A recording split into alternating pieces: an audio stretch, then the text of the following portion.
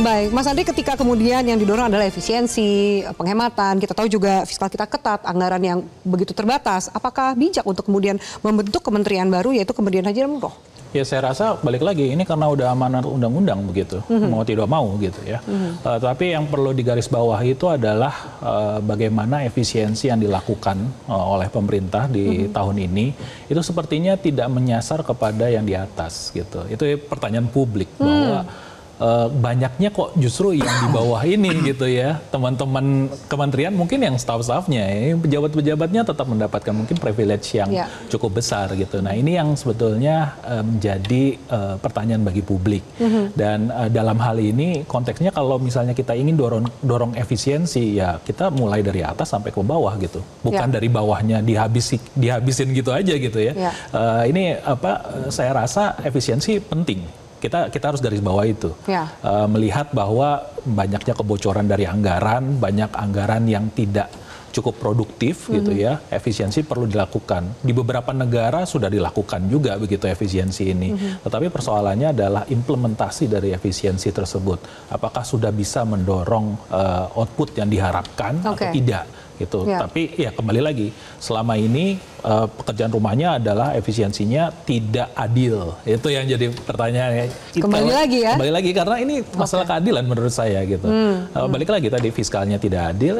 Ketika menurun ke dalam adalah efisiensi yang dilakukan anggarannya ya juga tidak adil juga. Seharusnya yang di atas juga harus diberikan efisiensi juga dong gitu ya. Beberapa fasilitas ya kalau bisa dipotong begitu. Ya, kan sudah jadi tuntutan. Menurut Anda juga akan terjadi? Ya menurut saya harus dilakukan. Harus sekarang Kementerian Keuangan dan juga mungkin DPR perlu melihat kembali RAPBN 2026. Mana yang perlu setidaknya kita efisiensikan. Jangan hanya DPR saja, mohon maaf, DPR saja nih yang diefisiensi kemarin. Harus kena nih efisiensi itu ke DPR gitu. Tapi kan kita melihat kementerian yang lain. Ini Kemensultan ini kan juga menurut saya juga perlu ada efisiensi di sana. Meskipun kita tahu anggarannya sudah menurun ya. Tetapi ini masih cukup besar. Jadi lebih ke keadilan menurut saya keadilan gitu antar Kementerian KL dan juga di dalam KL-nya sendiri begitu, itu harus adil. Oke, baik. Bang Hasan dan Bang Doli ini masih menunggu 2 nama lagi yang belum officially diumumkan siapa yang akan menduduki kursi Menteri Menko Polhukam dan juga kemudian Menpora. Tanggapan Anda siapa dan kemudian sejauh mana bisa menjawab tuntutan masyarakat? Optimis kah atau tidak? Kalau siapanya ya terserah Presiden ya. Tapi menurut saya begini, respon dari Presiden Prabowo terhadap kondisi saat ini menurut saya harus diapresiasi dan dihargai. Singkat saja Bang Hasan. 17+8 itu kalau kita kupas lagi kan memang tentang perut, tentang ekonomi. Dan itu sudah dibuktikan oleh Pak Prabowo diganti Kementerian Keuangannya dan dia mengharapkan ada perbaikan-perbaikan di sana. Nah oleh karena itu apa yang dilakukan ini ya harus kita dukung dulu. Gitu ya. Kita berikan waktu dan kesempatan. Tentang 2 menteri yang masih belum diumumkan, ya silahkan yang mau jadi menteri bertarung. Katanya menteri masih di luar kota gitu ya. Makanya nggak diumumkan. Bang Doli silakan. Iya, saya kira kita beri kepercayaan penuh ya. Kita sudah pilih Pak Prabowo menjadi presiden kira-kira 10-11 bulan yang lalu.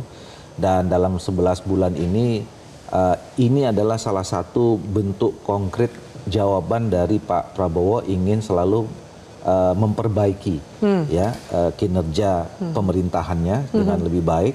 Dan kalau kita kaitkan dengan 17+8 sebenarnya, apalagi tadi Bung Hensat mengatakan bahwa kalau dikupas-kupas kan soal ekonomi dan macam-macam gitu. Jadi 17+8 itu dijawab dengan sesuatu yang sebetulnya lebih mendasar yang kemudian pada akhirnya bisa menyeluruh menjawab 17+8 itu. Makanya kita berharap masyarakat bisa memberikan dukungan penuh sambil kita lihat perkembangan siapa nanti yang mengisi, dan itu saya kira pasti orang-orang yang terbaik yang dipilih oleh Presiden ya? Yang dipilih oleh Pak Presiden. Jelajahi cara baru mendapatkan informasi. Download Metro TV Extend sekarang.